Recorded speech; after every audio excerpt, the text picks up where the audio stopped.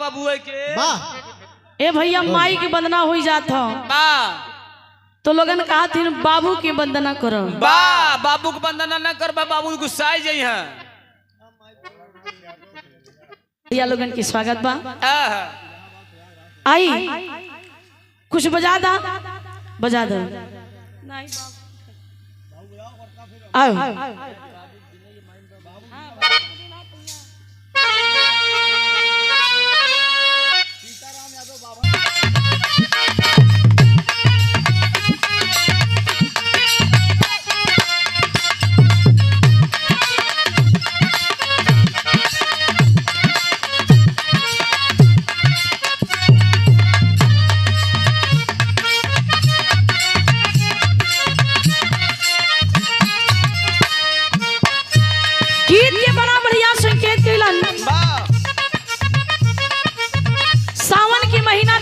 भैया।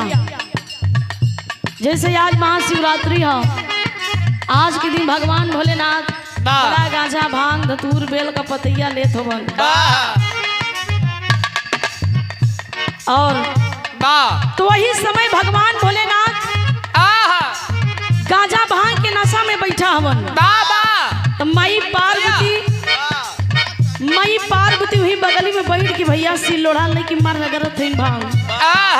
अब मन में सोचा था कि हम राजा महाराजा के लड़की अयल भंगी के साथ हमारी जब से बियाह भइल हमार करम किस्मत दोनों फूट गई। लेकिन भगवान भोलेनाथ से मई पार्वती एक बात कही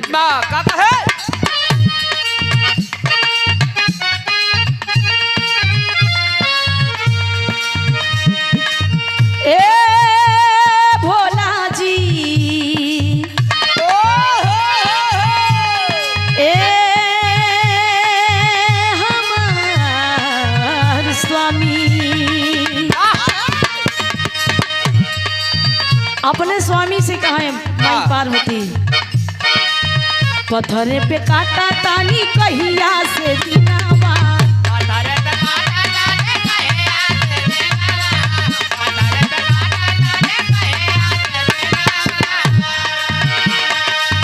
गर्मी हो जाड़ बरसात के महीना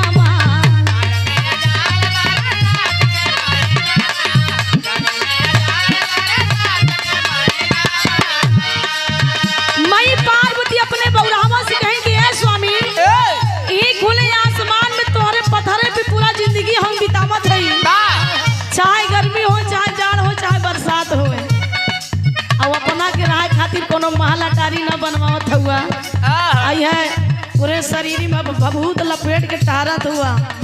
अभी हमार नरम नरम कलाई तोहार गांजा भांग पीसत एकदम मुरुक जाता। तो माई पार्वती कही पत्थरे पे काटा तानी कहिया से दिनवा गरमी हो जाड़ बरसात के महीनावा रहल कैलाश पाया सनी नही के रहल कैलाश पाया सनी नही भलही भंगेरी गौरा हमारू बाकी जोगी हाथी लेखा केहू जानी नहीं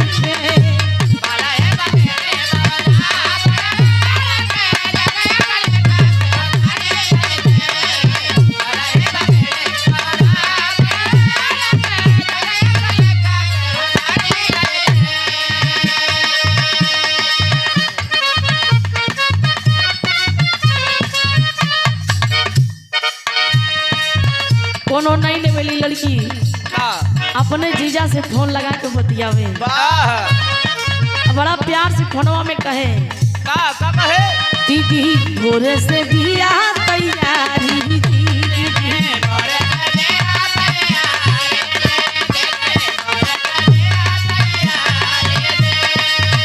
जीजा लेके आई जल्दी गाड़ी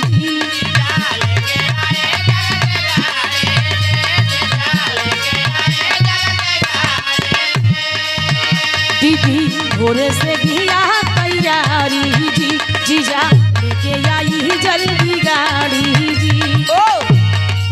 चाहे क्या बतेवा घर ना बतिया भूलैया चाहे क्या बतेवा घर ना बतिया भूलैया हरियारा हरियारा चूड़िया जीजा हमरो के ले आई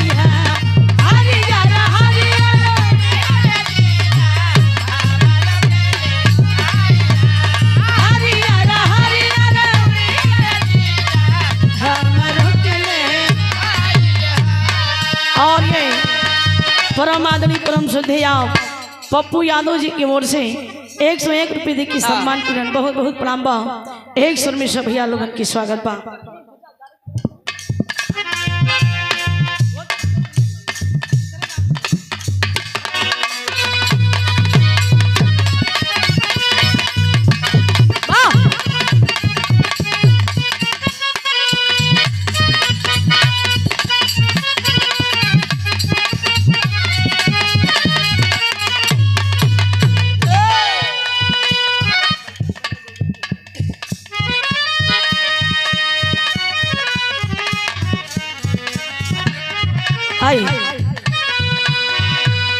कही सन बड़े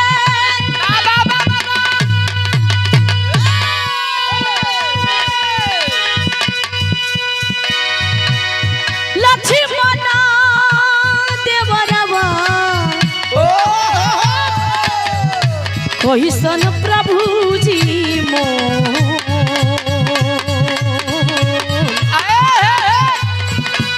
कही सन बड़े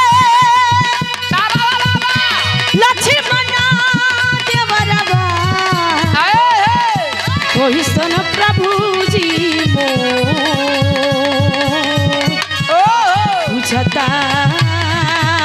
पूछतारी सीता हो मैया पूछतारी सीता हो मैया पाहेला नया ना वासनो